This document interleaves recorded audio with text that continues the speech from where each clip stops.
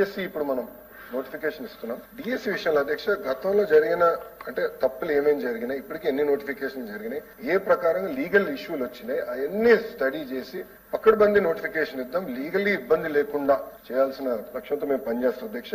ఈ విశ్వవిద్యాలయాలకు వచ్చేగల ఇది కోర్టులో ఆల్రెడీ ఇష్యూ ఉంది కనుక అది ఎట్లా రిజాల్వ్ చేయాలో నేను ఏజీ గారితో కూడా మాట్లాడి I take it up personally.